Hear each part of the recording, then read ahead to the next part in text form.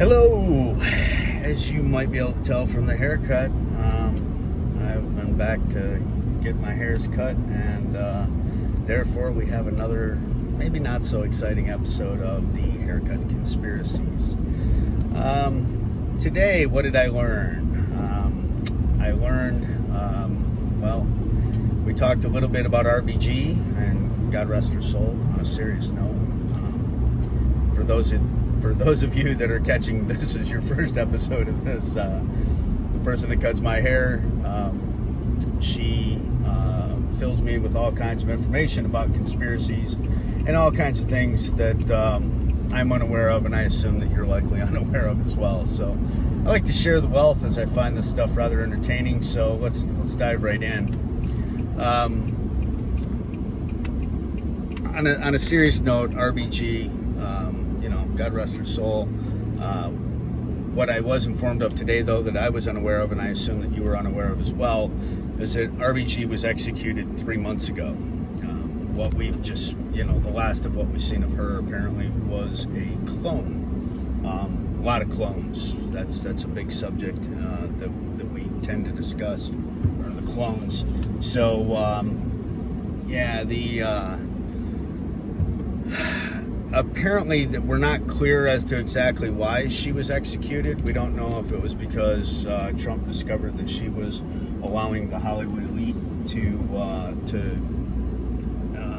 do what they do with the kids. And when I say do what they do with the kids, the going theory here is that the Hollywood elite and the huge pedophile rings are involved in torturing children, and they keep these children stored underground, and they torture the children for their adrenochrome, which is produced by their glands apparently, and then they extract this.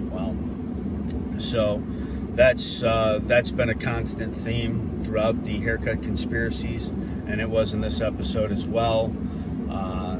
I found out, I was informed that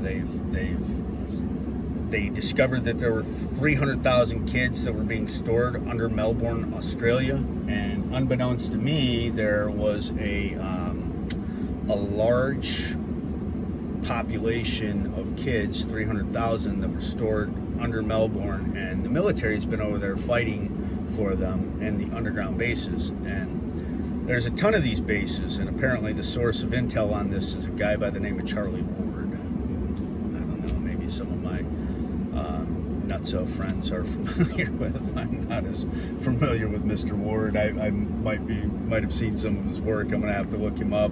I was also told that there was something called the Shadow 23. I don't know if that's a show that Charlie Ward does, but Charlie Ward is a major source of information. He was recently kicked off of YouTube, and he's back on now, so that's a relief to all of the people who are wanting to stay woke.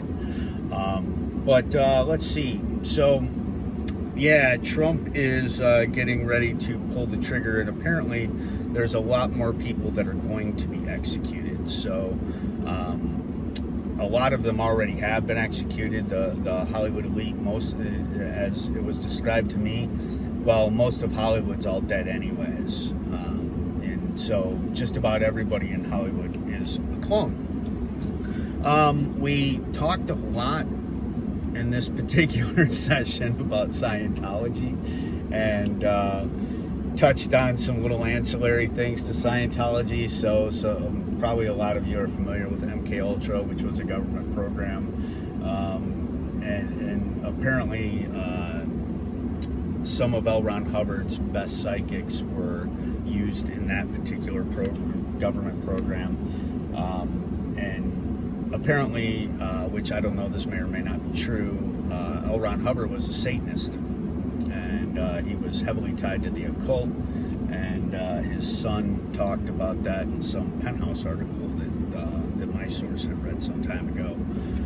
So the military has been widely deployed to Australia, and they are going to need our help. I guess they're going to come back when they get done in Australia, freeing all the children there that are part of the adrenochrome / pedophile rings. it kind of all blends together at some point. I'm not clear if it's just adrenochrome or it's adrenochrome and pedophiles. I was told specifically that the kids, that they were having trouble bringing the kids up out of the underneath Melbourne, because their skin is like rice paper because they've been kept underground. And so so they're trying to figure out how to do that without damaging the children's skin, which, you know, nobody wants that.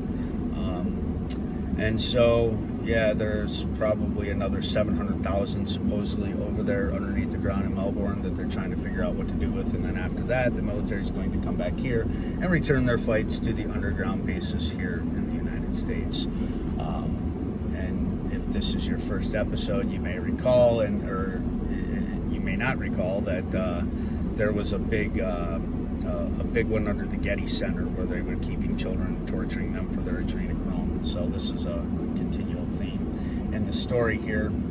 Other than that, it was a lot about Scientology. You know, we talked about Tom Cruise. I guess Tom Cruise was from the area that she was from, and she knows people in his family, and his father was never around, and there was potentially some diddling of the kids there, and that's why he went to Scientology. And another thing, Scientology can develop multiple personality disorder. I'm learning like the rest of you. So yeah, there was a lot of talk about Scientology, a lot of talk about Tom Cruise, but he's dead already anyways, as a lot of these people are dead.